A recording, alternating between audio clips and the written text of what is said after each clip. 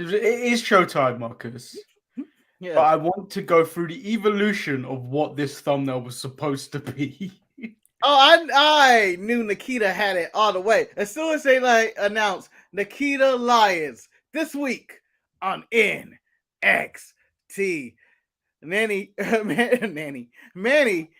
immediately went, done my job for the week. And just a tick box. Tick. And then Toni Storm appears. So I'm like, okay. So I was like, okay, so what we do is Toni Storm is, so the title of the show would be Toni Storm is All Elite, and then Raquel and Dakota Kai reunite. So we get to hit. Wow, so Nikita got bumped? How dare you? Then I thought Nikita Lyons is every time Nikita Lyons has been on a thumbnail, she's got over 100. So I was like, okay, today's thumbnail will be this. Yes, to sit on the face. However, the most satisfying pin in the world. I now get why Vince allowed Toni Storm to quit. Why is that? It was like, oh, a big booty white girl. I'm just going to replace her with the next one. And since Toni lost a little weight, Nikita has her beat in the booty department. Well, her implants are fake, though, according to Lash Legend. That's the only thing I can say about that. I feel like we're going through the whole week. Like Nikita and Toni. And then, there we have it. There it is. Double pins. Legs are up. Match is over. Toni is very blurry in this one. This is what I said. This is what I mean. AEW did not get their shit together and get their images out earlier, so I had to take a screen grab, and I'm not happy about it. It looked like she's riding that leg. Like up and away. And then this was just one of the test thumbnails that was produced. Yeah, this one never worked. And I mainly did this one picture of Mandy because the belt's covering up JCJ. and this one I didn't cover up with our logo. Mandy did with the NXT title. With a giant X over her face. They're gonna replace the X with JCJ's face every single time. The X gets more over. That's hilarious.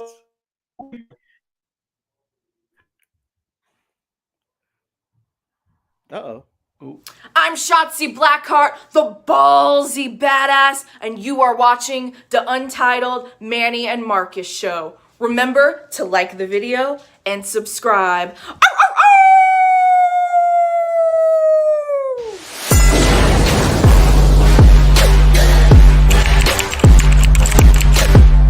Hey! Oh! Check out the Marcus and Manny show. I hate you both right now. You guys are ridiculous.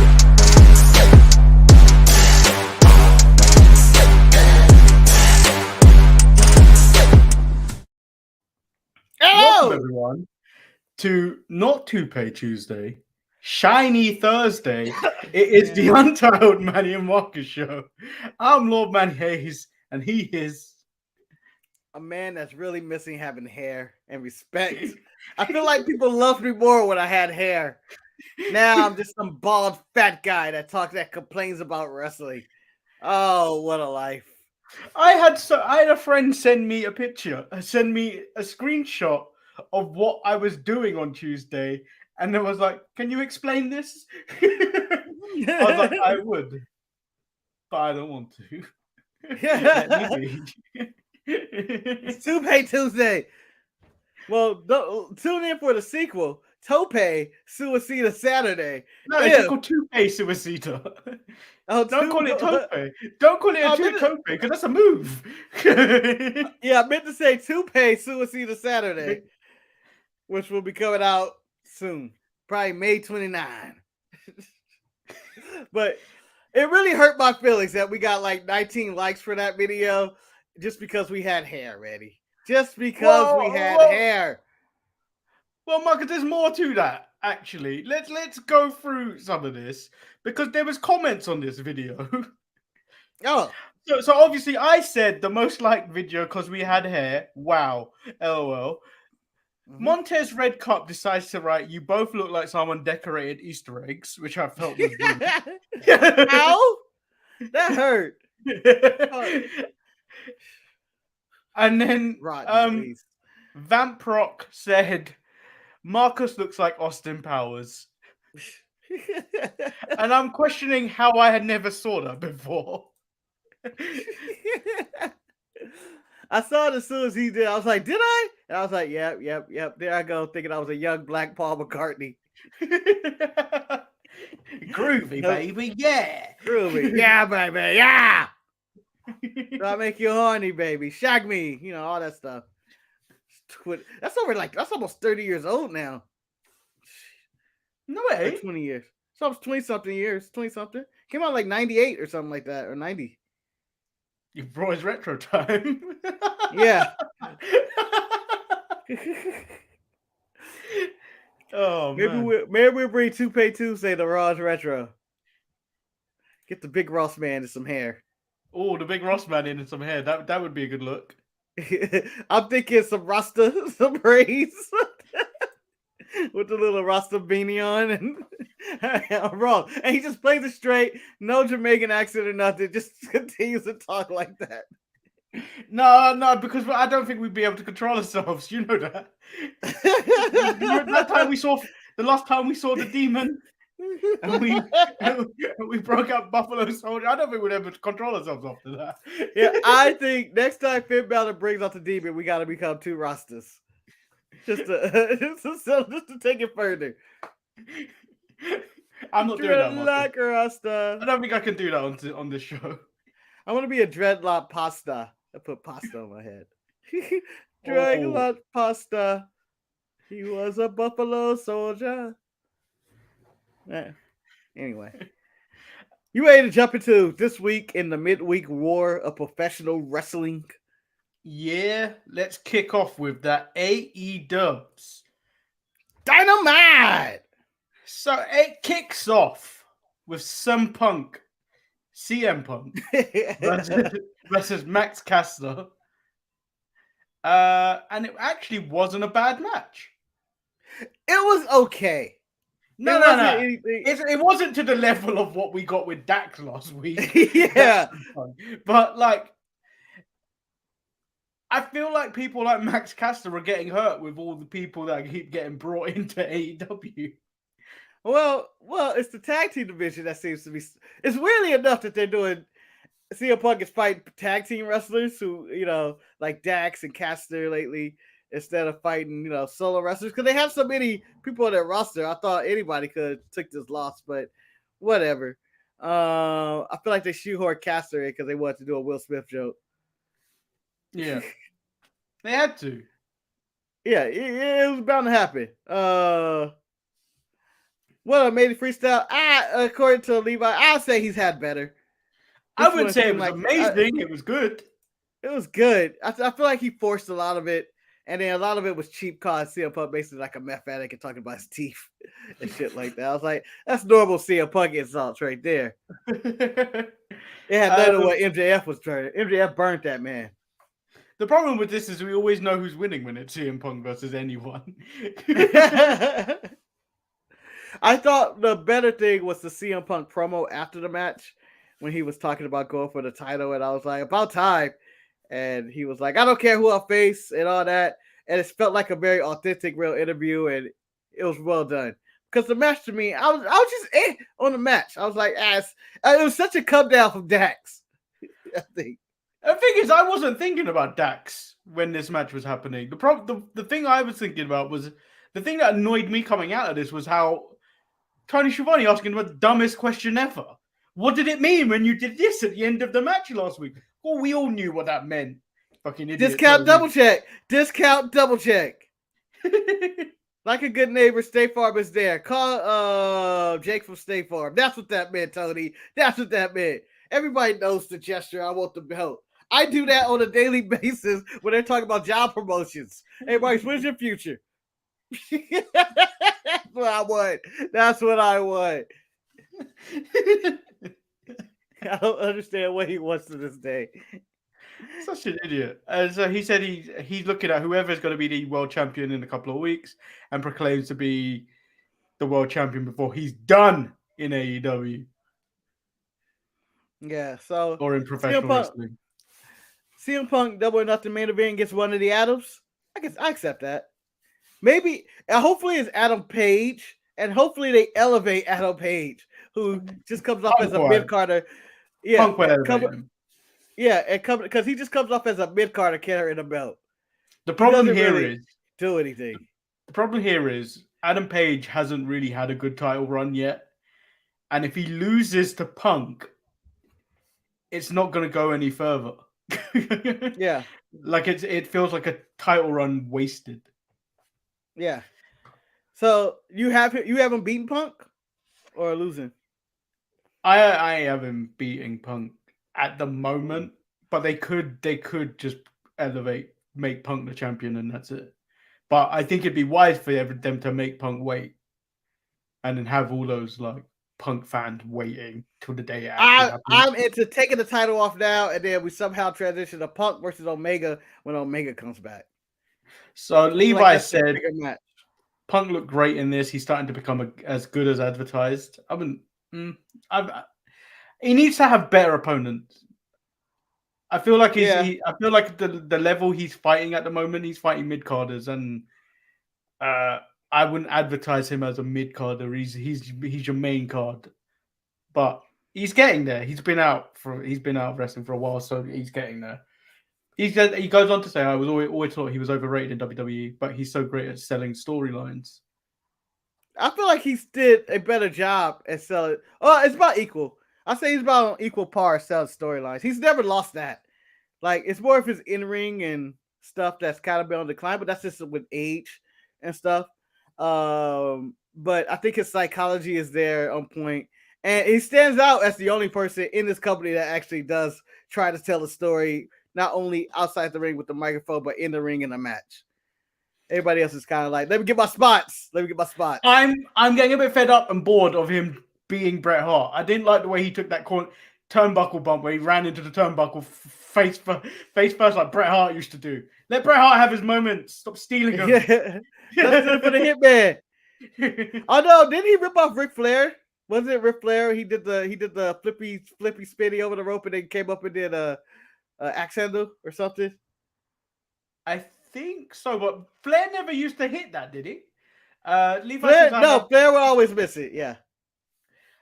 Levi said, I have Punk higher than Reigns, who says the same one-liners over and over. I think I think Reigns is a megastar. Yeah.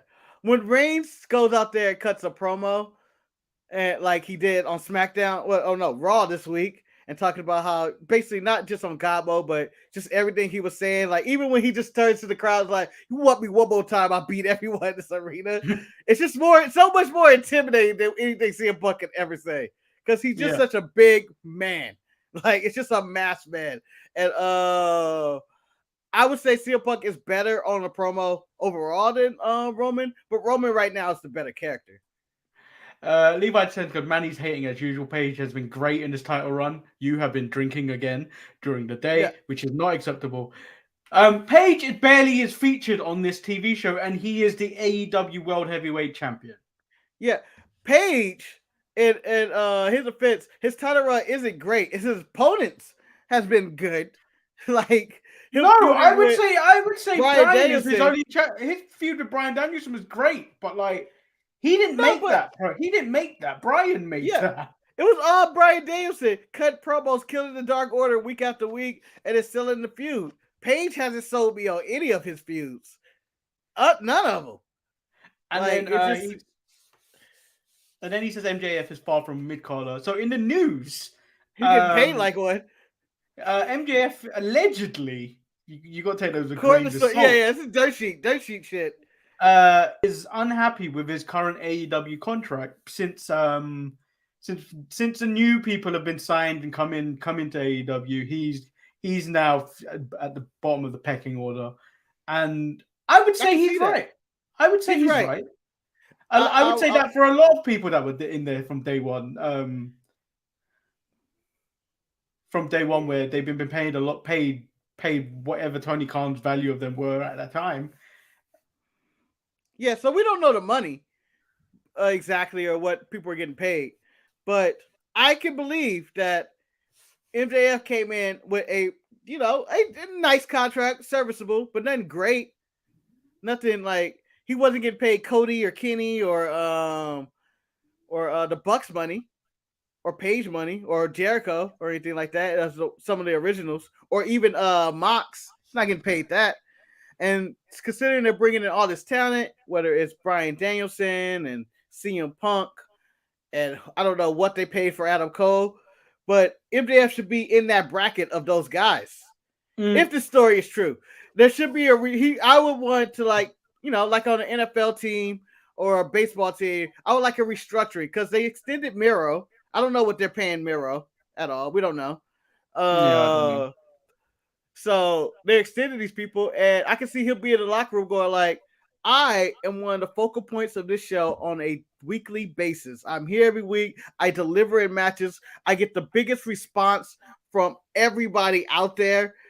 I can see him going like, why the hell is Keith Lee making more money than me? If that's happening. I'm just saying, using Keith Lee as an example. I don't know if he is, but I can see that being the example. Why is Keith we Lee didn't actually bring this up. We didn't actually bring this up on Tuesday, but this is all springing off that his interview with what's his name, Ariel Helwani, on his interview channel, YouTube channel, or whatever it was, and then where he praised WWE on what they're doing and stuff. Where we've seen in the past, MJF used in 2024 is going to be the year where his contract's up, and where he's going to let both sides throw money at him and see which one is the highest, is what he's been saying in promos. But I feel like this is why there was alleged heat between him and Tony Khan. But I think this has only these things have only come out because he praised WWE. If he went on that channel to bash WWE or throw shade at WWE, Tony Khan would have had a problem with that. Well, I think when he went on that channel and praised WWE, I think it was just MJF being MJF and trying to get heat. He's always in character, and nothing is better than saying, I love everything WWE is doing. Do you know how much heat that is? Bryan Danielson got heat for just saying, I main evented Wrestlemania. And then that turned him heel. I think going out there saying, I love all WWE product, even NXT 2.0, which is glorifiedly hated itself for by three people in the world, me and Eric and Manny, you, me and Eric, which is glorifiedly panned. I think that was just something to get heat. And, I don't consider WWE even an option for him. Like, I think WWE considering him, but I think he's Tony's going to offer him the money. He's going to stay with AEW. And you can always use this contract with, I could go to WWE as a good storyline. I'm going to Vince. I'm going to Vince. AEW would stupid now not to pay him. I would redo his contract now before 2024 even gets close. I'd throw the bag at him and whatever. But let's get on with the rest of the show. Jay Lethal versus Jon Moxley. I really enjoyed this. I really enjoyed this, but I don't. What are they doing with Jay Lethal? I couldn't enjoy this. Like you said, what are they doing with Jay Lethal? I couldn't enjoy it if Jay Lethal was somebody in this company. I am basing this off on the history I have with Jay Lethal and the respect I have for him and this. But going into the match, you're going, Jay Lethal's getting his ass whooped. He's getting pinned. There's no way I'm having Jay Lethal beat Jon Moxley in this. And I don't care how competitive it is or whatnot. I feel it's Lethal's fourth TV loss, right? I think so. Since he's lost every TV match he's had. So it's like, this is where we're going. He's the new Matt Sydal or something, or he's filling into the what's the guy from Top Flight, the light skin with it? The Rambo. Daniel Monte. No. Daniel Martin? Dang, Dwayne Martin. It's not Dwayne Martin. What is his name? Dante Martin. Dante Martin. Yeah. So he's feeling in that spot of like giving you credible matches and stuff, but it's just disappointing of what they're doing with Lethal that he has no like just basic TV wins. Like I feel like even in WWE where they treat people like Ricochet like shit and just have to take random pins, at least every now and then he'll get a TV win. And you say he has some credibility. Lethal has none. And that's what took away from this match for me. I enjoyed the match, but I wish it went somewhere with Lethal. So I've just bunched all this stuff together. Hobbs tells Keith Lee to bask in kissing his ass. Yes, he's powerhouse. Manny, let me tell you. Let's be honest. The only reason you like this segment is because you wanted to tell Keith Lee the exact same thing. I want you to bask and kissing my ass, Keith Lee. Marcus, stop ruining my dreams, okay? Let me live vicariously through Powerhouse Hobbs. So what you trying to say, Manny? You live vicariously through giant black men. Giant muscly black men. You'll never hear me say this about Keith Lee. Is this the first? I feel like you've lived vicariously through random muscly black men in the past. Who are your black men have you lived vicariously through? Bobby Just Lashley. in this week. Bobby Lashley. You trying to take down Omos. Yeah. Omos is my work. Omos is my brick wall that I try to go through every week. A metaphor for life. So this week I enhanced the power of Bobby Lashley and I got through that wall. And now you're telling fat ass Keith Lee to kiss my ass. Bassett kissing my ass. Good matchup for Rampage, even though I would like to see black wrestlers fight non-black wrestlers and get a win. Because when you watch Dynamite and Rampage, normally the black guy is losing unless they're fighting another black guy. Well, a black woman that's going to get the win this Friday will be Jade Cargill as she goes off against Marina Shafir, who got a promo package, all footage from AEW Dark. Yeah. Marina Shafir, formerly NXT, part of the Four Horsewomen, Roderick Strong's wife.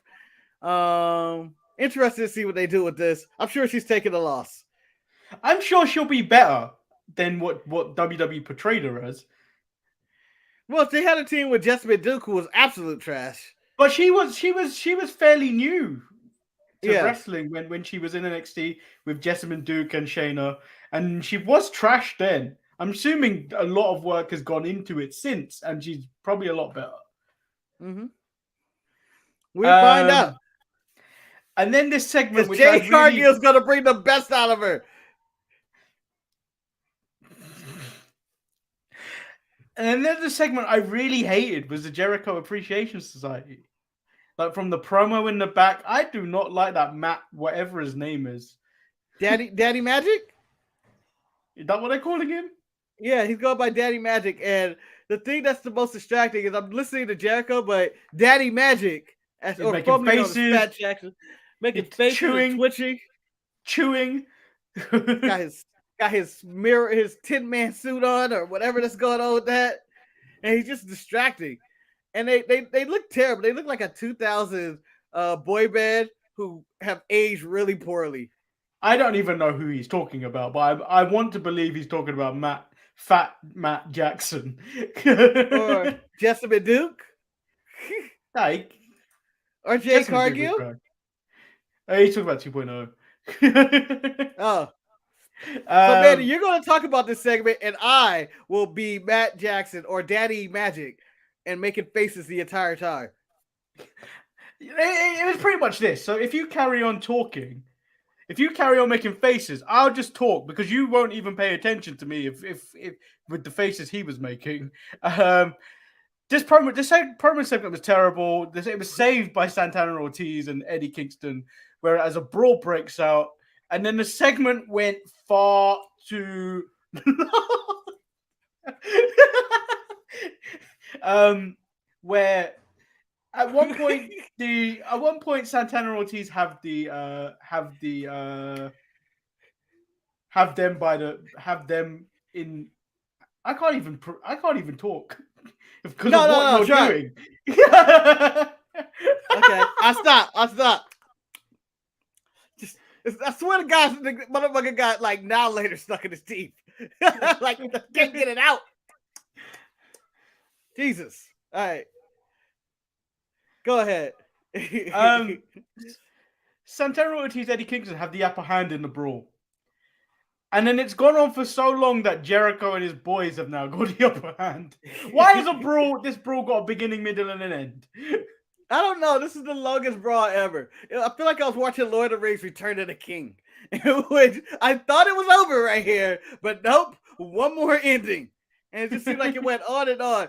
And security never broke this up, but I believe they didn't break it up because the Wardlow had killed everybody already. Yeah, Wardlow killed all the security.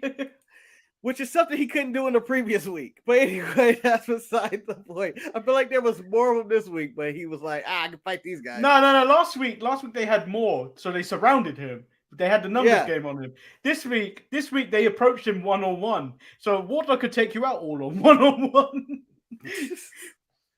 If you give Wardlow a gauntlet of security guards, he's gonna get through them all. All right, better venture through security guards. Brock Lesnar or Wardlow? Brock Lesnar, that was more brutal. Yeah, Brock Lesnar like he don't give a fuck. Brock Lesnar went there with speed. Yeah. You know, that's the truth. That might be the difference. Is Brock's speed is scary. Is that he's like all of a sudden it's like it's three of them, and all of a sudden he just decides I'm gonna flash, I'm gonna become the Flash. And then power through a table and throw you through a wall. And it's like, wait, what? Wardlow's just kicking them one by one and punching them and all that. Yeah, this is you don't know what you're expecting with that fighting machine, Brock Lesnar. Yeah, what do you mean? He's throwing a table at me. Decides to use super speed and punch me in the face. I'm halfway across the room. Yeah, it's not fair with him. It's not fair. Yeah. Next week, teleportation. Like, what? He has that? He's like Nightcrawler? Imagine Brock Lesnar with Nightcrawler powers. Scariest thing to ever happen. No, it's like giving a juggernaut. When Brock Lesnar is backstage, he's like in No Mercy on N64, where his special is constantly on. The motherfucker's on star power. That's exactly what it is. That's exactly what it is. Also, someone who's beating up security. Because I'm thinking about the AEW security is just getting their ass whooped lately. Something that last week when they held Wardlow back. But Brody King ran through him for no reason. And then it was somebody, I feel like somebody else went through security. Oh, it was 10 of the Dark Order. Yeah, 10 beat up security for no reason. So I would like for AEW to go on the chill mode and beat up security. Let's go on the chill. In fact, I would like all of wrestling because Brock Lesnar's been doing it on a weekly basis as well. Let's not beat up security for 1 week, guys. 1 week. Let's put some credibility on security. Let's not turn security into Jay Lethal. So the next match they get to hold people back on Dark, but when it comes to TV, they get their ass whooped. So the next match was FTR versus the Ass Boys, dun, dun. Where FTR are doing a similar gimmick to the Young Bucks with Adam Cole, where they're not wanting to get involved with Hangman. They want to stay out of whatever's going on with MJF and Wardlow. What? Yeah, I feel like they're taking the Sammy Guevara route of the in the feud right here, which I don't want to get involved. Although they seem really pissed for whatever reason about their match at the end of this match. Solid match. I didn't care for it too much, but it was there. Thing is, I didn't have a problem with the match. I just had a problem with the people that were in it. I don't like the Ass Boys. They're so pointless. And then they tried to sell me on Billy Gunn's interference. He hit him once, and then he did a pathetic stomp on the outside. Yeah. You're trying to sell me on this man's interfering. Yeah, so FTR, I believe, are faces now, right? I believe they went that route. I think this is the official face. This is the official face turn of FTR. Yeah, I'm gonna boo them every week. I don't give a damn about their families. I think it's the right decision to turn them face at this current time, since there are so many heel tag teams right now with the Black House, the House of Black, the Young Bucks, the Acclaim, all heels. The only face tag team I believe out there are the Jurassic Express. Wrong. And maybe the Hardys. Wrong. Oh. What about Alex's Funhouse with Penta? They're never healthy at the same time. Nobody in Death Triangle is ever healthy at the same time. And then when they're all healthy and you can finally get Death Triangle, Pat gets visa issues or travel delay or some shit. So, and then FTR challenged Young Bucks backstage. Yeah, for the second round about this, and I feel like I'm happy they're going to run it back, but I feel like it might be a little late. Like when it was a hot program, they did the one match and they kind of went away. Now they're coming back to it when nothing's really on the line. It was hot because they were tag team champions. Yeah, neither one are champions right now. They're kind of calling themselves the best tag team in the world. I think FTR should have went after the Jurassic Express instead. And they really need to stop holding those AAA tag team titles. It just seems really it's low rent.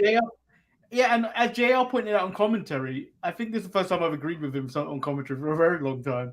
It's like, when are you going for the AEW tag titles? That's where the mothership is and all this stuff. But like, it's true. Yeah. You're in AEW and you're really just holding on to these titles that you haven't defended in a very long time.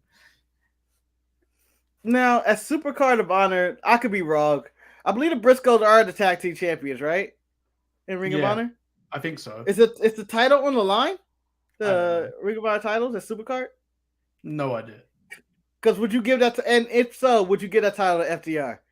No. I believe they're bigger than I believe they're bigger than ROH, and for what Tony's plans with Ring of Honor, I don't think Ring of Honor. I think they're too big for Ring of Honor, even though they're currently being treated like a small time tag team. Yeah. So, but I would do it for the simple fact that I guess Tony, I believe, is trying to do a weekly show with Ring of Honor, I guess, and it would be, put eyes to see if you put some of your AEW guys on there, like FTR would be their tag team champions, and you could do something. I don't know. I think they plan on mixing it up. What's going on in the chat? Jamal said the tag titles are on the line, and maybe they put it on them to build up our Ring of Honor. Maybe. I think that's what's going to happen. And then we get a really good match between Bryan Danielson and Willie Yuta. I didn't expect this. I wasn't expecting this out of Willie Yuta. Manny, it was a really good match. I give all the credit in the world to Bryan Danielson. I still don't like Willie Yuta. I don't like his name. I don't like his look. I just feel like Bryan Danielson carried him in this match. And he was fine. He did some stuff. I just don't see anything when I look at him. He looks like nothing to me, and I don't know how he could fix that, or my own personal judgment of him, that he looks like nothing to me. Maybe put him in a mask. But even then, I feel like, I don't know, he just looks like an average human being, and Bryan Danielson just should have just mollywopped him. I don't know why it went so long. I'm sure he's going to join up with the Blackpool Fight Club, but I did find it interesting that Regal came out with Danielson, but Mox kind of just went out there by himself and did Mox things in his match. I mean, Mox does whatever he wants. Yeah, there was no real Blackpool Fight Club, Combat Club stuff. I think he wore a hoodie. That was the only thing that suggested Mox was anything different these days than what he was already doing. Now I need to ask you a question. The AEW World Heavyweight title, is that a huge title, or does it just look extremely huge on Adam Cole? I felt like Adam Cole was a man of lavish. He looked like he was carrying C-3PO around on his shoulder. That belt looks huge. It doesn't normally look that big. And I haven't altered this image, by the way. I'm sure it's been altered. I'm sure. No, it's a screen grab directly from the video footage. But no, it looks like when who was that? It looked like he was carrying something like the Stanley Cup trophy. That's how big it looked. But I was okay with it. Whatever. This segment was weird though. When Kyle O'Reilly started speaking, I was like, "What's going on with him?"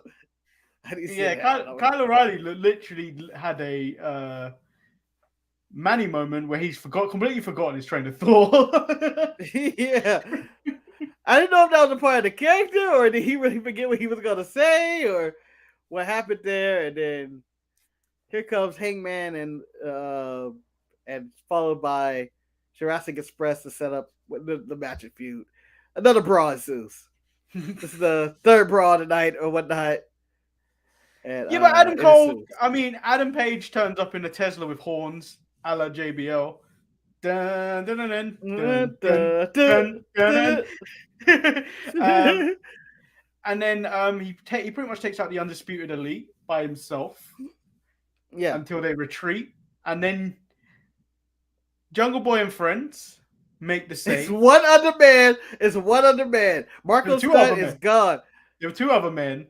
You can't actually call them the Jungle Express anymore because Marcus Stunt was what made them the Jungle Express. Wait, no, Jurassic Express. You can't call them the Jungle Express because they were never known as the Jungle Express or the Jungle Friends or Jungle Fever, Manny. They were never known as any of this. They were the Jurassic Express part. No, I have never called them Jungle Fever. Oh, you missed that time Disco Inferno team with him. Yeah, Jungle Boy makes a save, and they retrieve all their belts. 90% of AEW episodes is people gonna look back at documentaries and be like, "Yeah, Jungle Boy made a save in this one." How many times? God forbid there's a time. God forbid he gets injured. Who's gonna make the save?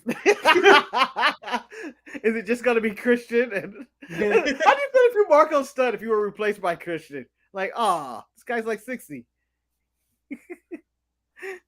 But this save happened. Still no interest for me into this feud between the Adams and me. I don't have. What's Christian doing with his life? I'm working everybody, Manny. I'm assuming he has a second job. And then he shows up to Dynamite because he ain't really working on TV anymore. He ain't working anymore. He outworking everybody. Get out of here, Christian. Edge wrestles more than you. Edge wrestles once a season. I had huge problems with what Thunder Rosa had to say. Oh, really? Claims to have put women's wrestling back on the map. There's dozens of women that did that prior to her. Yeah, I can think of tons of them. And before we even get to AEW, which is probably the last spot where women wrestling was back on the map. Toni Storm was doing it in Japan. Toni Storm was doing it in Japan. You got Japan and whatever, WWE and Impact. They're all doing women's wrestling better than AEW. Thunder Rosa, you're a little late on this. You can't put it back on the map. She said she wants to be the face of all women's wrestling. Nah, you're not even the same league as Barefoot Charlotte. Not even the same league. Naomi is better than her. And I never give Naomi credit. Whoa. To quote her husband, whoa. I don't know if I can say that outright. I'm not going to let you say that outright, Manny. I not on this podcast. I know Naomi is amazing, but I think Thunder Rosa may have her beat. Levi said Thunder Rosa put Mexican-American women back on the map. Not Catalina Cortez or Catalina Garcia put them back on the map years ago. No, I'm just playing. I'm joking. Yeah, she's probably, I would say, since, there hasn't been any Mexican women, actually. Raquel Gonzalez would be probably the closest one, but. Does Bailey count? She's more American than anything. Yeah. That's like calling Cody Rhodes Hispanic when you call Bailey Hispanic at this point. Yes, they have Spanish, but their gringo side comes out a lot more. You mean like Sammy Guevara? Yes. She wants to be the foundation of the company, which Nyla Nyla Rose? Yeah. Not Nyla Jax. No. Had a problem with this later in the night, as she is the foundation. She's been there since day one, which is correct. And then hit me with I think may have one of the better lines of the week. You seem to have a death wish. I'll be your genie. Abracadabra, bitch. I just feel like she messed up the term of what a genie does and abracadabra. Genies don't go abracadabra. I don't care, Marcus. Someone use abracadabra in a promo. I hope you're happy with it. I hope you're happy with it. Because I feel like Nia Jax's whole gimmick is just saying random words and then follow it with bitch. Ooh. Oh, yeah. Oh, yeah, yeah. What? But is she?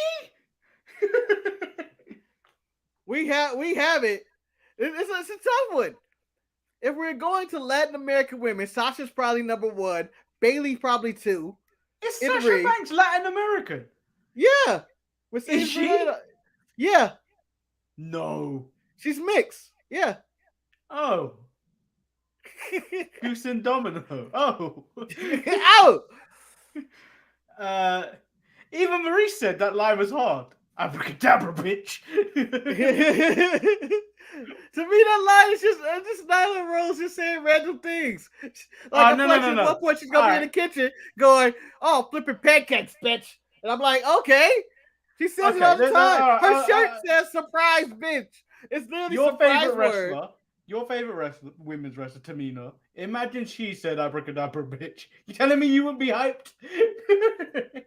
Because Tamina is so soft-spoken and humble and does not have to run her mouth. She is not humble.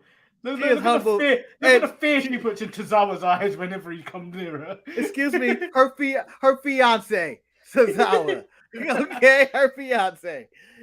Oh, I would laugh just because it's Tamina. But Nyla Rose says this like every week. She says it like every week. That's the only line she says. She's like, "I'm drinking water. Aquafina, bitch." Like, I feel like that's her one line. Levi said Thunder Rosa needs work on the mic. There's a lot of people in AEW that need work on the mic. I thought she was solid this week. I thought I don't rate her on the mic. And I thought they should have did this promo last week instead of having her interrupted. And then she should have got attacked this week. I think this is a reverse. I feel like this should have been a recorded segment, so they're not in front of the people. And then we get the Bunny versus Toni Storm. Baltimore, bitch. I feel like saying that. That's what she's gonna say. For Robert me, Williams, bitch. The match was fine. Toni Storm hasn't wrestled since like December. Do you remember? I don't care that Toni Storm joined AEW. I'm happy for her that she's wrestling somewhere. And if it makes her happy, she's happy. But I just hope she doesn't suffer the same fate as Ruby Riott. Because like Ruby has slipped off the face of the earth in AEW. Ruby Soho, destination unknown, Manny. Location unknown. I don't know where she is. She gets some of the dark meat of the chicken on AEW Dark.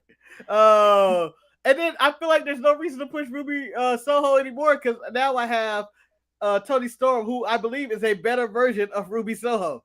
Nothing against her. Yeah, Toni Storm is better in the ring. She's better in the ring. And she's weak on the mic. Toni Storm and Ruby Riott are weak on the mic as well. Yeah. So because I don't think they're used, because people that have been in Japan and stuff like that, they're not used to telling proper stories because they don't have to. You forget Toni Storm is still young. She's 26. She's still in her she's like mid-20s, right? So she has areas to grow there. I don't know where Ruby's at, but I'm assuming she's probably 30. Something like that. Somewhere in there. So backseat. She's on AEW Dark. I just hope that Toni Storm doesn't go into this Owen Hart tournament, gets eliminated, and then we never see her again. She's gonna win. Yeah. No, I don't have her winning. But we don't even know all the participants in the tournament, right? The brackets are all unknown at this point. I think they're bringing in Ember Moon as well. Yep. For the tournament, I don't know if they're going to keep her long term. I think they'll keep her long term. Why not? She's an upgrade to the division. Here's something I forgot. I saw the ticker at the bottom. Kara Hogan is still in this company. What? She was wrestling on Dark, and I went, shit, I totally forgot about Kara Hogan. I thought she was in Impact still. No. She left and went to AEW, some time back. They made her as a big deal, I think, 1 week on Dynamite, I want to say. Or she showed up on Dark and never left there. I don't know. He's correct. What happened to her? She got tired of the American Simps and went back to the Japanese Simps. Yeah. She would do. The queen of the Simps. Then we get to the main event, which is Darby Allin versus Andrade. This is basically Andrade throwing him around. Yeah, there's nothing. So, as I was telling Manny before the show, I injured my back doing dumb shit, as always. This is questionable. 37-year-old man shouldn't be doing this shit. But Marcus, he did it anyway. Pause, Marcus. Don't tell them what you were actually doing. Marcus was actually doing hurricane runners off the top rope. That's why he hurt his back. If you question anything else, we will not tell you the real reason as to why he hurt his back. Yeah. So, doing dumb shit, basically. Hurricane runners off the top rope, jumping the table. I was watching Darby going like, man, you're going to regret this when you turn 30. Because when you're young, you don't. No, he's in his 20s. He's like the same age as Tony's story. 27, 28, maybe. He's in his 20s. And he's just getting thrown around. I'm just going, yeah. I'm like, 1 more year from now, he's gonna be looking like Mick Foley talking at age 32 in 1998. Just like, damn, you're only 30. You're 32, huh? Fuck, you're like a grizzled old man. But he's just getting thrown around, and I enjoyed it. I thought the opening where he just bounced off the table and then fell into the round, I was like, oh my god. And then they did the spot with the stairs and all that. And this is a solid match. Should it have main event the show? Probably not. I would like one time the champion to end the show or something like that. But I enjoyed the match. I'm just tired of the Matt Hardy brand and his storyline. I feel like this has been going on forever. I've got a question about that. And then we'll move on to NXT. They advertised the Hardys versus the Butcher and the Blade next week in a tables match. Are they already overusing the Hardys for all what the Hardys are very early? Yes. Like, it seems like they decided we got the Hardys. All right, what do the Hardys do? Tables matches. It's like they already signed them for like a month or something. Like they're signed on for a month contract, so they got to get the most out of them immediately. Yeah, we haven't had any segments. We haven't even heard from Jeff. We haven't heard Jeff. Now that you're at AEW, one of those interviews. Well, we just start playing and start mission statement and all that. We're gonna win the title and all that. Hardy Boys are back, righteous. I don't feel like they would never say that, but we haven't heard any of that, and then we're already getting tables matches. They already had a falk out anywhere. I don't know why they're burning through these matches like this. Just give them some basic singles win or use them sparingly. Yeah. So that was AEW. Let's move over to NXT. Good show or bad show? What did you think? Before you it wasn't a bad show. I enjoyed it. It was a lot of wrestling, which and less bullshit. Yeah, I would say it's a solid show. Didn't hate it, but I don't feel like any storylines actually progressed this week. I guess there was the Wardlow MJF one, but didn't really. It was basically the same thing as last week. Yeah. There was nothing. The only thing that stood out to me that I hated was the Jericho Appreciation Society stuff. But other than that, it was a really good show. Mm-hmm. I'm assuming that's Jeff Hardy's Swanton, not Stanton. I was like, what's a Stanton? Yeah, we said that. We said that last week. It's like Io's moonsault. It's bad. But Jeff's Swanton has been bad for like at least 2 years. Yeah, but I feel like it's getting worse and worse. Like even last week when he jumped off the thing, it just felt like a stack of potatoes falling on somebody. Like The way he lands on you sometimes now, it's like either someone's thrown a bag of potatoes on you or he's done a leg drop to your chest. Yeah, young Jeff will barely touch you, and that's when you know things were okay. It's like, oh, now Jeff just falls on you. She's like, oh, fuck. And barely gets to flip over. So over to NXT, it kicks off immediately with a brawl as MSK and LA Knight decide to attack Imperium as they try to make their way to the ring. I died laughing and seeing Walter in the I think it's the replay. They had the underview of Walter and Imperium, and Walter just flies through the camera. And I'm like, big boy, wish he didn't lose all that weight now, did he? And then this match was a bit all over the place for me. It was good, but all over the place. Like, it was entertaining, but there was just chaos everywhere. Well, again, my only drawback of, and this is just for all NXT, is that the arena, the wrestling area is too small, the outside area. Yeah. And so when they're having all this chaos, it just seems like it's very difficult to like really navigate. But I thought it was a really good match. I was entertained throughout the whole match. It was very high energy.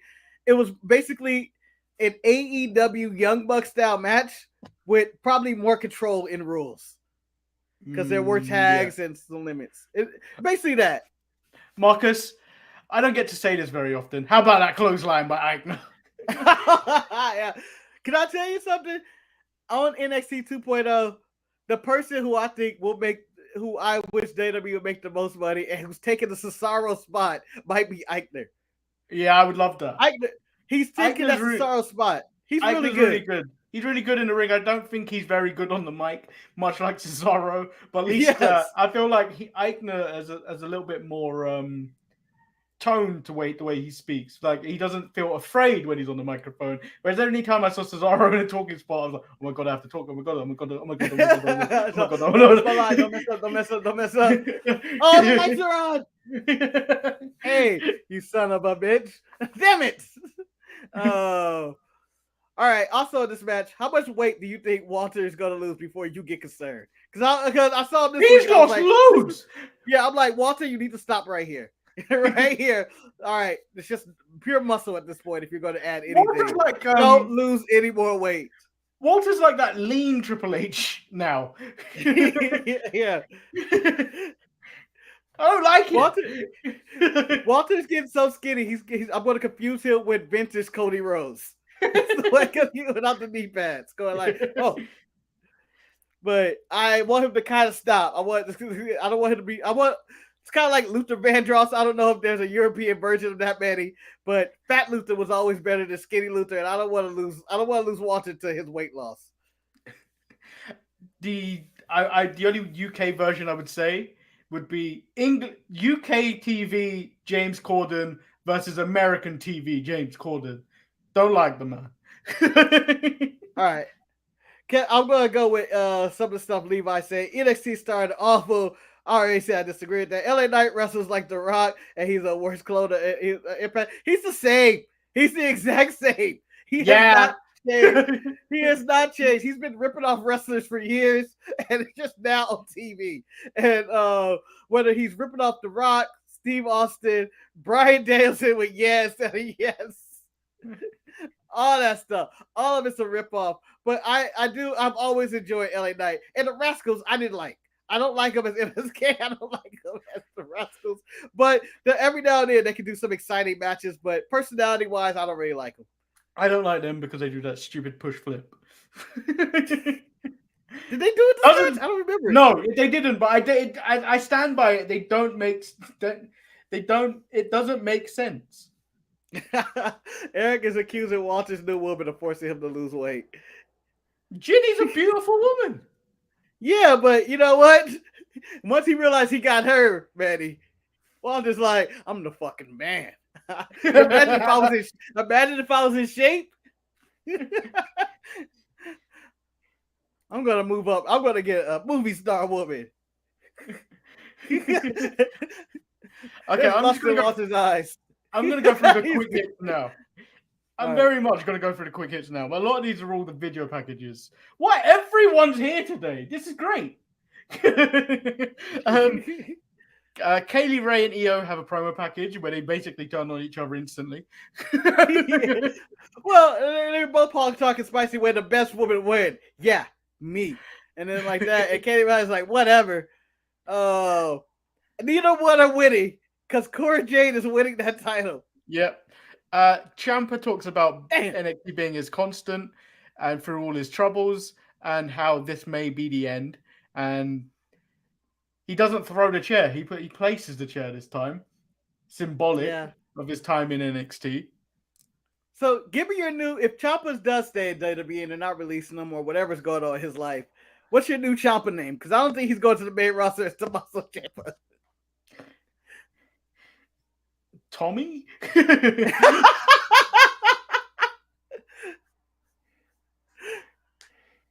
I got him as Barnacle Tom. And I don't know why I'm calling him Barnacle Tom. But that's what's going to be his name. The Dolph in the chat, go ahead, give me Ciampa's new name in the chat. Come up with Ciampa's new name when he goes to the main roster. I think he loses to the Don. Wes, that's questionably racist because she's full on Scottish. She's speaking as well as she can. No one just can understand the Scottish accent properly. I understand her. I have years of studying Drew McIntyre.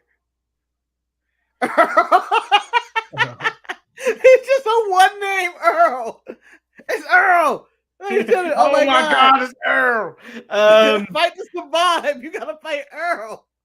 The Dolph Ziggler and then the Bron Breakker promo packages felt like they were both missing something from the NXT Black and Gold era of video packages. Yeah. I missed the Black and Gold, but Cora Jade's video package of being a mark. That's so mean. But no, her video package. I don't know if you watched WWE Evil. Have you watched that yet? No. So the Sasha Banks episode, they go over the life of Sasha Banks. That's why her Latino heritage come up again. Because she brings it up. She just goes over how she discovered wrestling and how she wrote in her diary and all that. And I was like, oh, it's very similar to Cora Jade. It's the exact same video package, essentially. Eric, are you driving while you watch us? And texting us at the same time. Tompa. I'm sure his wife is driving him. Sharpie wife. Yes. Shout Shantae out there if she can hear us on the ones and twos. Probably road raging through the freeway as we speak. Pull over, motherfucker! Abracadabra, bitch! I'm gonna stab you in the motherfucking neck. Imagine having road rage in the Harry Potter universe and having wands on the freeway. I feel like the world's a more dangerous place. Abracadabra! Ah! But you'd be on a broom. No, but I feel like, those half-bloods, those muggle people who go back to the real world, they're Hermione Grangers driving in her car with road rage. Stupefy. Ah! Fucking bitch! Marcus, you in traffic, that's the one you're going to use? I don't know all of them. What are you going to use? Wingardium Leviosa? Wingardium Leviosa. Leviosa? Levioso. But I feel like that's worse. You're levitating people. I'm just shooting to break the windows. I'm in full road rage. Why do we go far too hard on Harry Potter on this universe? We are men in our 30s and Eric is in his 40s, and we go far too hard on Harry Potter. Yeah, but Manny, think of it this way: we technically would say our adulthood ended in Harry Potter. All of us. Like we were all basically in our probably 17, 18, maybe 19. Eric about 21 when Harry Potter, the movie, came out.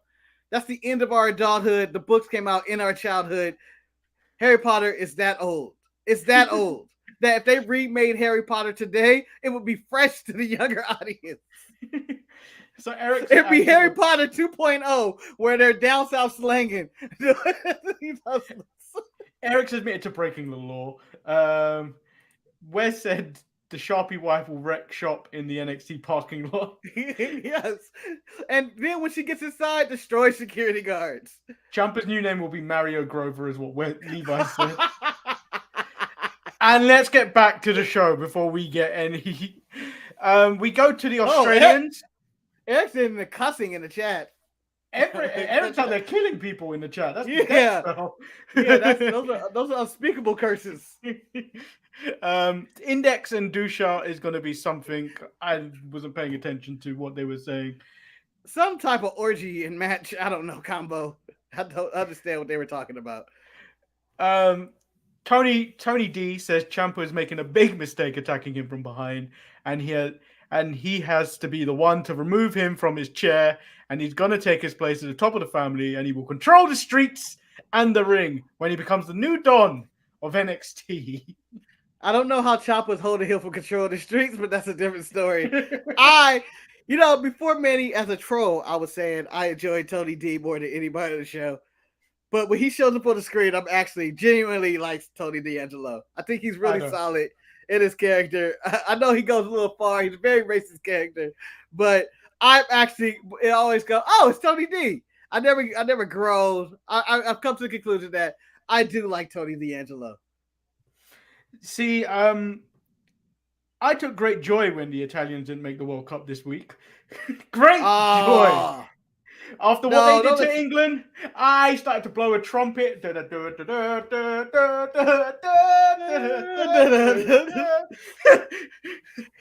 you put your barrettes in your hair like the British Bulldog? Really represent England? Because for a minute, that's how I thought all English people were dressing at that moment. I was like, oh, he's trendy. That's what people are doing in England. No, just black women in America. She's coming out like the Williams sisters. I was so happy they lost. So happy. I was at work and then a girl flagged me down. She was like, yes, fucking Italy lost. They're out. And I was like, you're serious? It's like, fuck Italy. And I was like, what the hell? I don't understand where this Italy hate comes from. For everybody. Everybody hates Italy, but they were happy they were out the World Cup. Not all of them, but slightly racist then, people. You can say that about any country, to be honest. No. Except for America, fully racist. Slightly racist in Ireland, slightly racist in Italy. America, built on racism. the whole foundation of it. You can't go over American history without saying it's racist. A little bit. But somehow we've done that. You sprinkled racism all over the history book. Yeah, as soon as you start the United States history, we killed Native Americans. Oh. That's deep. Goro187 from Twitch said Chris Benoit and Brock Lesnar's son and daughter need to join AEW. Wow. And that's it. That's the end of the show, guys. Let's get back on track. We have strayed far too far away from everything today. Tiffany Stratton versus Ivy Nile. Had to happen? Yeah, had to happen. This is the most random matchup of the week. They showed Saray finding her necklace. I didn't want that. I didn't want that at all. I wanted it to be lost. Lost forever. And then she finds it. Or she reveals it at the end. I see where Goro's talking about. They look like their dads. They do. Yeah. Their genes are heavy in it, though. I can't look at Benoit's son and go like, oh, that guy should be a wrestler. No, I never want to see you do anything. It hurts. It hurts. I thought the match was going to be awful. It was surprisingly okay. Yeah. It was survivable. I think Ivy Niles carried most of it. Stratton's not that bad in the ring. She's athletic more than she gets credit for, probably. She's a new shoulder. She's a new shoulder. No. I hope not. The one thing I need to see her do is do a dive and then see if she lands on her feet or if she lands on her body. Yeah, or even land it, because Charlotte never lands her shit. When she does her flippy spinny on the outside, Never lands it, but lands on her feet like a cat, like the best gymnast in the world, apparently.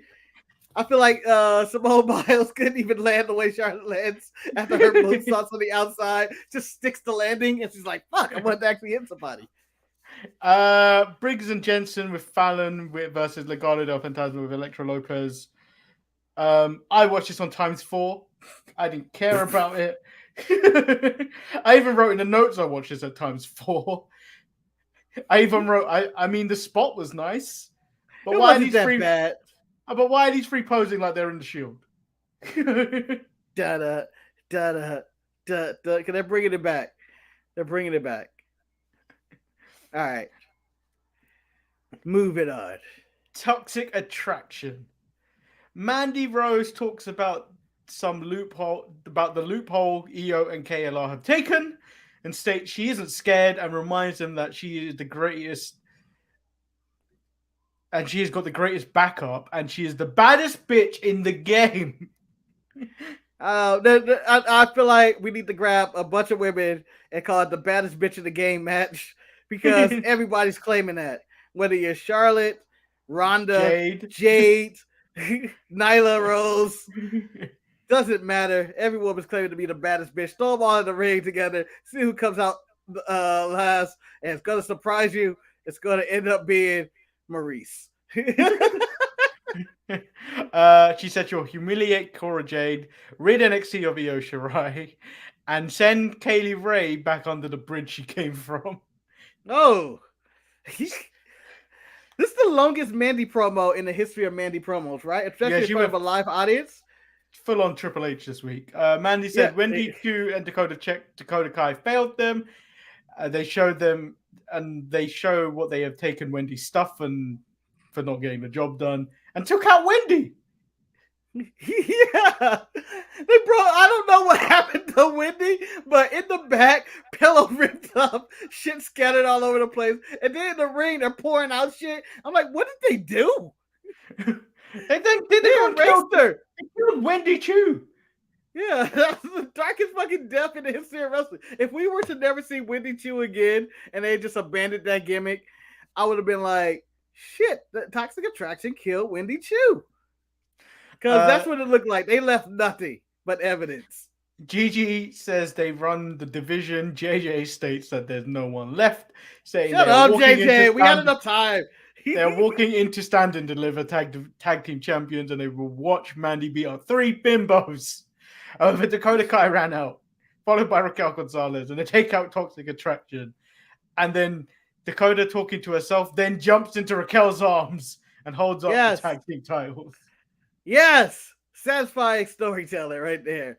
The reunion. These two haven't been right since they separated from each other, especially Raquel. Raquel's lost in the world without Dakota. Just saying. I mean, her tiny titties keep falling out on TV, causing blackouts. Curse them tiny titties. Curse them. Causing blackouts on the screen.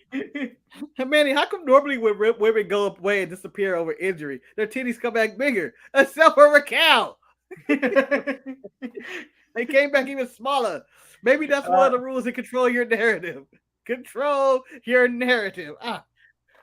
And then we get a match. Von Wagner versus Bodie Hayward. Eric is claiming Wendy Chu will come back and claim she's that bitch. If that happens, I'm done with wrestling.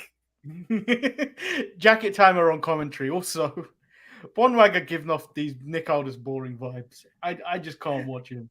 He's so dull. He's dull. He's dull. But then there was a moment in the match where I saw a look. I was like, you know what? Maybe one day. But right now, Von Wagner ain't shit. He has a decent look to him with the beard and stuff. But other than that, he's pretty bland in the ring. There's nothing. He's so boring. Yeah. He's not. I think in the age of the NXT 2.0, he might be the worst person they've had. And that's saying a lot. Ikemen Jiro draws over the blonde woman Sophia Cromwell on camera. Yeah, I didn't need to see his jacket time, if you know what I mean.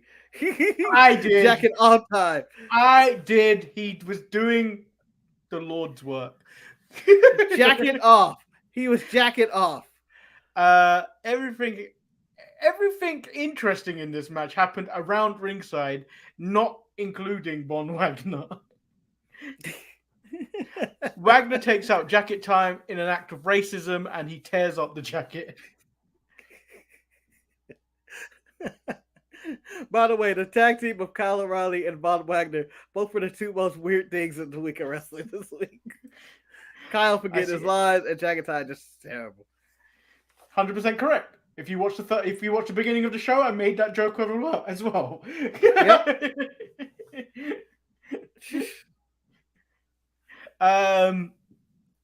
Joe Gacy versus Draco Anthony. Gacy wins. The match was kind of just there. Yeah, nothing came of this, right? There was no follow-up storyline, no Zaya quit or nothing, right?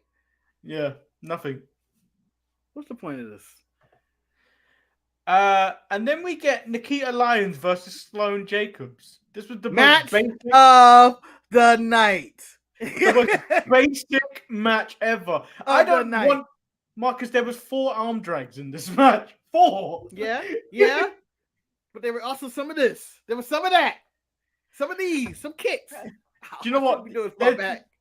There's one kick Nikita Lyons does, and I'm always impressed with, and it's not impressive at all. It's that spin kick. Yep. It's not impressive, but it looks impressive. It's terrible. It's terrible. And then she lands her splitting leg drop, gets the 3, the provocative 3, and the stars the limit for Nikita Lyons, who I'm saying if she gets the proper people to wrestle with, let's say you put her in the ring with a Sasha, a Charlotte, maybe even an Asuka, there's some money in there with her. There's some money in there. You know how I know they're all in behind her? How's that? Look at this. See that nameplate? It doesn't look like any of the other nameplates anyone else gets on NXT 2.0. Yeah, you are so right. The only person that's like an Undertaker thing. Undertaker's got that. Big E's got that. I think Bray Wyatt had that. No one else. Everyone else gets a basic nameplate. She's a star. Oh, Eric, her feud with Lash Legend is just beginning because Lash Legend jumped onto the tribe to talk her shit. Also, another woman claiming to be a real bitch of NXT or some guy like that. Yeah, she said she'll prove she is more athletic, more talented, and the bigger superstar than Nikita Lyons. Can't wait for this clash. Clash of the Titans. This is the immovable force. I can't say it. Manny, can you do Gorilla Masu for me? My English. The immovable force versus what's the words? The immovable object. The irresistible force against the irresistible object. Oh my God! The immovable force versus the immovable object. I want to see the match with the resistible force and the movable object. Where it's just like, who's going to go? Well, I'm going to go this way. Oh, it's every Ricochet and anyone else of those flippy ships against him match. The original Ospreay Ricochet match. Yeah, from Japan where they're flipping all over the place. And then we end with the triple threat match: Roderick Strong versus Cameron Grimes and A-Kid. Do you know the opening segment? Yeah. The opening segment. Well, first of all, Maurice said Gorilla Monsoon is rolling over his grave with what we've just done. I know. 100%. Honestly, 100%, I don't know. I want to say this right now, Maurice.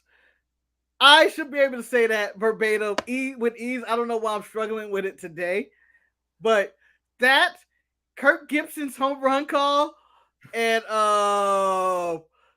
whatever Mike Breen with Ray Allen in the corner, bang! Or Marv Albert, yes, those are the calls that are burned in my head. And for some reason, because I've heard that at least 8 million times in my life, whether it doesn't matter. And I fucked it up today and I hate myself. Do you know the opening sequence of this match is everything WWE is missing since the death of the Cruiserweight division? Because it was so quick. Yeah. This match was perfect as well. I found this was a great way to end NXT. Yeah, this was probably my legit best match of the week this week. This was really good. Really good. Like I was invested. I didn't know who was gonna win. Even though I had an inkling Grimes would win with his story going on. But everybody stood out. It was really great. Roderick Strong, shout out to him for being just great, top tier guy, but just never working. Just never get that spot. Until he whoops Dragunov ass. He ain't gonna beat him. No, he has to take that title away from Russia. All right, we've taken everything else. The next sanction is the NXT title. So that was NXT. I would say I enjoyed NXT more than AEW this week. I think I enjoyed AEW a bit more last week. Yeah, I'm going to give my NXT bias here. Probably my show of the week right now. I thought it was a good go-home show for Stand and Deliver, which I think is the worst title in all pay-per-view history. And I'm going to stand and deliver that every single time they bring this up. But overall, yeah, I think it progressed the storyline, and it was a good leading show. And by the way, there was a Dolph Ziggler package of him being the champion and talking about Breaker, and they had all that stuff going on in it. Yeah, Ziggler is so good. No, what was that called when Triple H was there doing it? It was like there was a name for those video packages leading into TakeOver. I can't remember what it was called. Oh, Prime Target? Prime Target. Yeah. Those weren't as good as Prime Target. Yeah. It felt like it was missing that grit of what Prime Target had. Yeah. And I think the 2.0 is more like fast, throw stuff at you. Prime Target was kind of like slow stuff down, tell the story. I think Brash is still in charge of stuff like that. I don't know if he was fired or not. Who knows? I think he's turnovers and stuff. I think he's still. But I do think Ziggler. This is the like Ziggler said in the package. This is the Ziggler that you guys have always wanted. The one on top, schooling everybody, and it is. This is a really good Ziggler. I think this is Chop Guy Ziggler as a champion. Yeah. Being the top guy we wanted when he cashed in that Money in the Bank. Yep. But the nothing came out of it. Yeah. See, I think so. What started out in the chat is El Luchador said starting a faction called Lumberchat Comment Club. I believe there's two sides to this, because Eric said, "Is there an initiation slap or spit to the face?" By the way, Luda spit in the face, and I would never like Yuta because he's a nasty bastard for spitting in Brian's face like that. But that was so much. That was like he was vomiting. It was like in The Exorcist. Yeah, and then I said, "No, you got to snort with Tony Khan." No. We don't snort nothing here. We taste our shit off knives. El Luchador said, "Slap to the face, but with spit in your hand." That's disgusting. Oh, that's disgusting. But then this is where I think Levi's bitterness doesn't put him in that type of faction. Levi's on his own. Levi is Baron Corbin of this group, where he's a lone wolf. Don't do that to him. Don't make him the happy Levi. And then coming out with Madcap Red Cup and stuff. Because Levi said NXT was boring aside from the tag match angle. And I just feel like Levi brings this anything but WWE energy to the comment section every week. Yeah. NXT is a solid show, and I think it's on the level like a step above like Impact, which I think most people hate anyway, or depending on who you are. And I just think it's a good character show. He does. Yeah. He hates him with a full fire of 1,000 suns. Yeah, you missed me earlier when I was talking about a Bryan Danielson match. Talking about I love the match, but I hate William Yuta. Yeah. In fact, Manny, if you would like to reveal my name, that I don't. This is randomly every week. I just type random stuff as my name. Type. What's the name, Manny? What's my name this week? I forgot where it is. Oh, there it is. You gotta go. I didn't change mine. I don't. Why was mine Celebrity Deathmatch? Oh, Will Smith. Will Smith and Chris Rock. To slap her around the world. Although maybe Will Smith slapped Chris Rock to welcome him into the Black Illuminati in front of everybody. Maybe that's what's going on. So we have well, what did you think of the two shows if you to compare them? I thought NXT had a good go home show for Stand and Deliver, and I look forward to that show. And Impact, I feel like it was a show. It was a solid show, but it was nothing to be like, oh, it's an amazing Impact. Maybe it's just spoiled because some Impacts do have that feeling of like a lot has happened. This one didn't feel like much happened. It just felt like a average show where not much plot was pushed forward. Yeah. So we do have some listener feedback.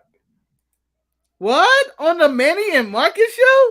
Unfortunately, there is no the Sharpshooters wrestling podcast this weekend because the boys are in Vegas for Eric's birthday. There's watch-alongs in place all over the place. So there is no show on Saturday, but this is more of a plea than an email. It's more of a plea and an acknowledgement of what we do. Okay, acknowledge us. So this comes from David. You may remember David, he was one of the last to purchase one of our shirts. Ooh. The email title says thank you. Oh.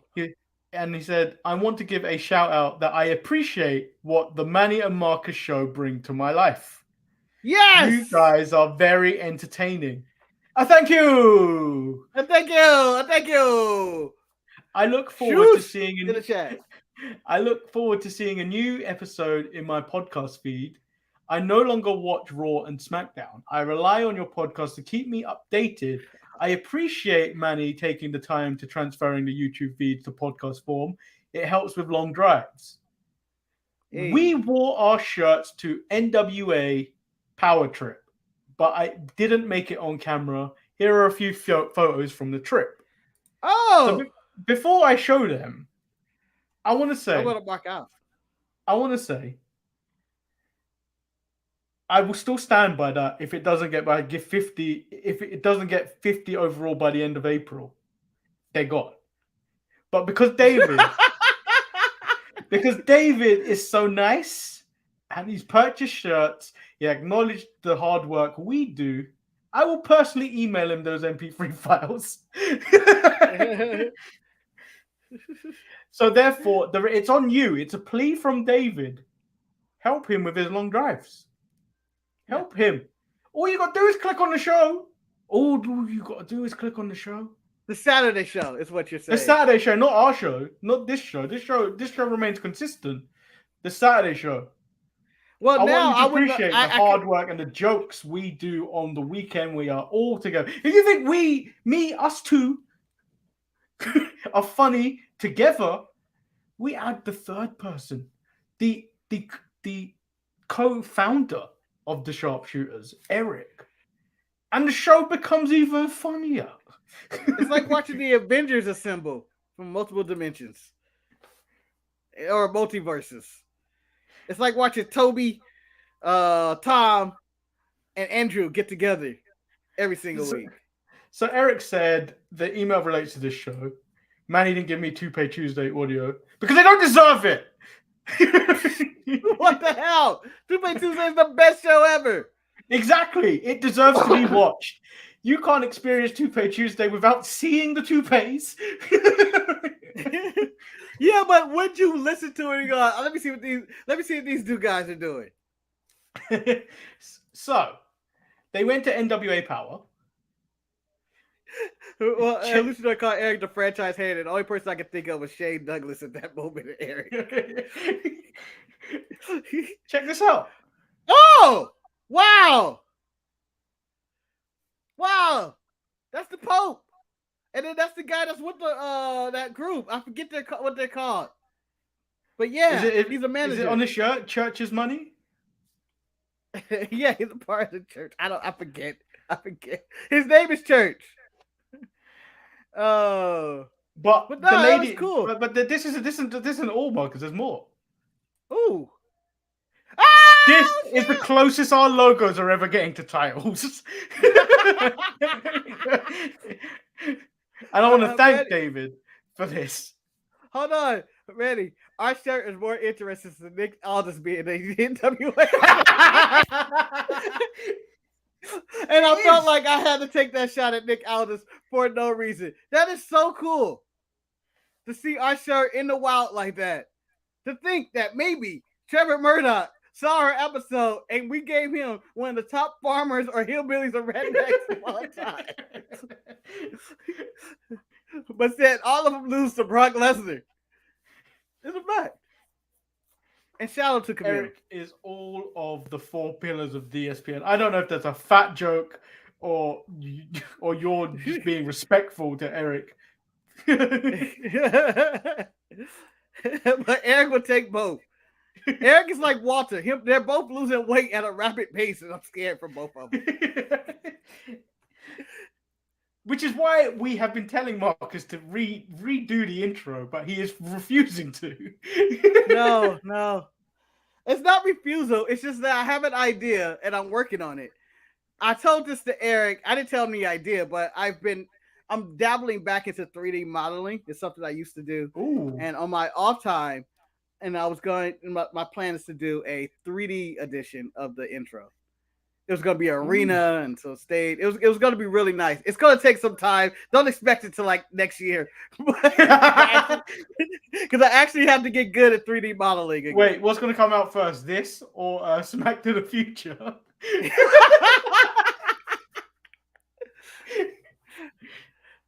Smack to the Future should probably come out first. I don't think that's ever happening, but next week it will. I believe, now that I have a schedule, Manny, Smack to the Future is back on track. I believe ETE comes out next week. It does. This Wednesday. Next Wednesday, ETE. Ready? I believe it's this Wednesday. Tomorrow? What? No, it's next Wednesday. Thursday today. It's Thursday. Yeah, this Wednesday coming up. Yes, that's also next Wednesday. Whenever it comes up, no. Because this Wednesday, you refer to it as in it's coming up as this. Next Wednesday means the following Wednesday. No, by next Wednesday, I'm still talking about the Wednesday in this week. So I'm talking about the next Wednesday. That Wednesday's happened. That Wednesday is gone and never is going to return. We're talking about this Wednesday. That's the real. Of all things, me and you are going to argue about is this. We're going to argue about Wednesday. We're going to argue about Wednesdays. Until we watch the next Floyd show when it's featuring Wednesday Addams. Shout out Christina Ricci for returning for that. People dug her up. I don't know where she's been all this time. By the way, we are one more step closer to that watch along. Last Dragon watch along? Yes. Yep. 189 means we need 11. Now is the time. Now is the time to sign up your kids to this show. Get them into the YouTube game now. Instant. Last Dragon watch along. So it's 200 get. Honestly, the 200 subscriber would give them a free t-shirt from the DSPN channel. Don't know which one. Maybe it's a brand new one with a new design or something. It'd be a big Ross Man shirt for whatever reason. in Rasta gear.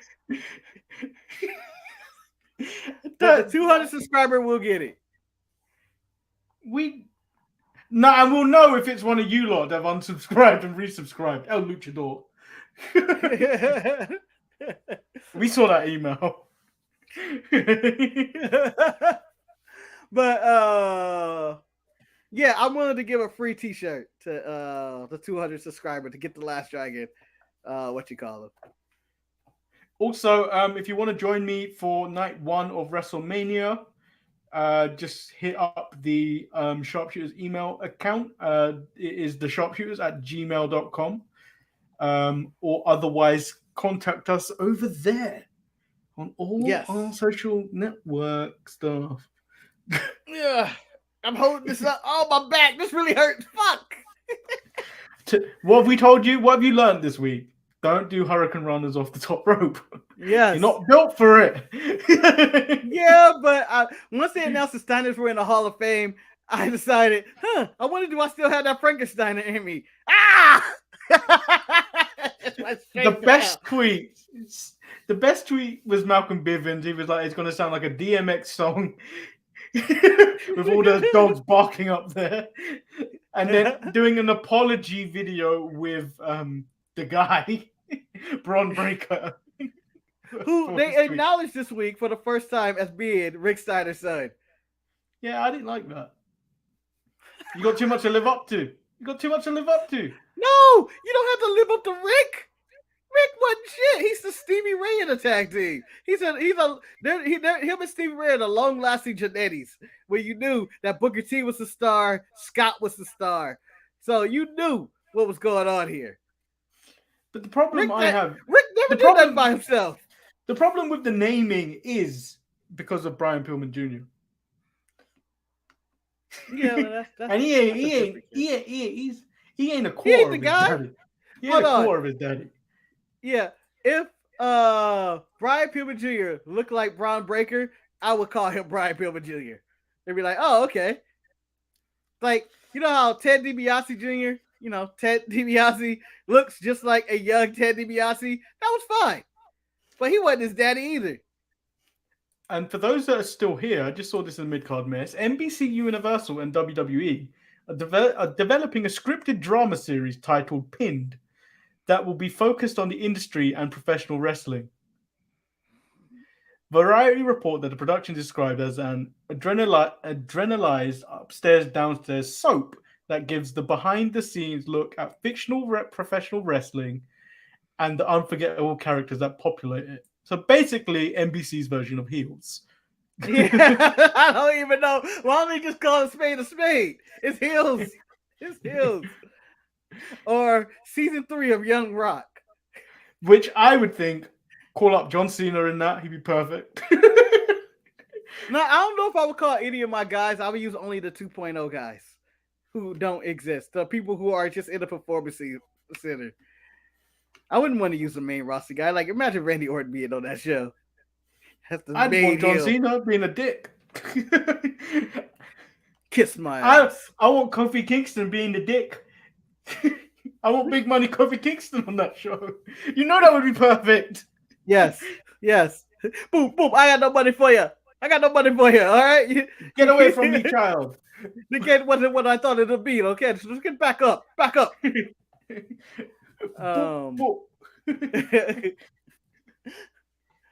I love Big Money Coffee Kingston. I miss that podcast.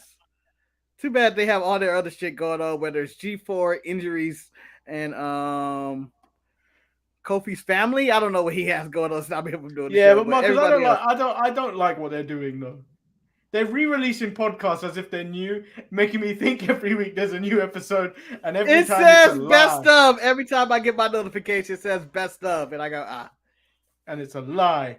And then honestly, I put the best of on and start listening to it for a little bit because. Shout out to those that are subscribers. The best of March is coming soon. I'm still working on it. It will probably come out on the Monday after WrestleMania. Let it breathe a little bit, because at one point, Manny and myself will not be here every week. We will just take some time off, let things cool down, and come back stronger than ever. Yeah, like a phoenix, like the Phoenix folks. It's gonna be faster than you think. You said it basically like one of us is going to take off for a couple of days. Yeah. Where's Manny? He's smoking weed in the forest somewhere. Just hippie ass Manny. Where they spend their time, and then check into the speed, because we're gonna have an update. Marcus Double or Nothing when he goes to Vegas again. At this time, it's personal with a bad back apparently. Hopefully, it's hit by then. Yeah, make sure you tune into all the content we've got coming up over the next couple of days. We've got Roy's Retro tomorrow. We may have a special WrestleMania preview because there is no Sharpshooters Wrestling podcast this Saturday. We've got the watch-alongs, which I will be on all, but if you want to be part of them, just let us know. Wes will be joining us for the NXT Stand and to Deliver. It didn't roll off the tongue like it should have. Yeah. Also, Manny, on one of your watch-alongs, I didn't tell you this, but you may have Ryan booked for one of your watch-alongs to fill in. Oh, really? If we can. He might. He said if he's free, he can do it. Which one? Night one, the one we can't do. Okay, cool. But I don't know if he's gonna be free. He said maybe. And then we also owes me money. If he shows up on his feet, I'll beat his ass on the feet. Motherfucker owe me money. On Sunday, on the Sunday watch along, which Marcus may be part of, we may have Jamal, who will be joining Marcus next Wednesday or this Wednesday or whatever this argument is. ETC. ETE. Yeah. Shit, not etc. So he'll be joining I us. do like that, etc. If you ever watched Jamal on this channel before, you'll probably remember him for seasoning his meat on day one. And take that for what it is. Or the now canceled Run In Review where he's eating popcorn. And or defending Kevin Kelly. I wouldn't say that's cancelled. I think that was more difficult to produce. The turnaround for that is a lot more difficult to do for what we wanted to achieve. Yeah, it would probably be a better show for an instant reaction kind of. Yeah, thing. But it's really like I have to go. We have to edit and get everybody. And sorry, yeah. So it's a lot more difficult than realistically. But it's a great idea in practice, but like delivery, it's a little difficult because we actually have lives and jobs. So help us quit. Buy the merchandise, subscribe to the channel, help us quit. And remember, click on that Saturday video because you'll be doing David a favor. David has done plenty of favors. I will keep the show alive and sneak him little other. I'll be like the parent who say, "You were in trouble. You're grounded. You can't have dessert or something tonight." I'll be sneaking them little brownies under the door. I mean, I will give Eric the audio for Toupee Tuesday today. You may just get them all together at one day in a blast. But I'm just saying, they'll be going soon. So, Manny, I believe we should wrap up the show. It's as long as the Saturday show. Yeah, maybe we should. So enjoy all the content. Enjoy all the content. We'll be back. We'll be back throughout the weekend. Have a good one. Peace. What? Yuta. I said, yeah, Yuta.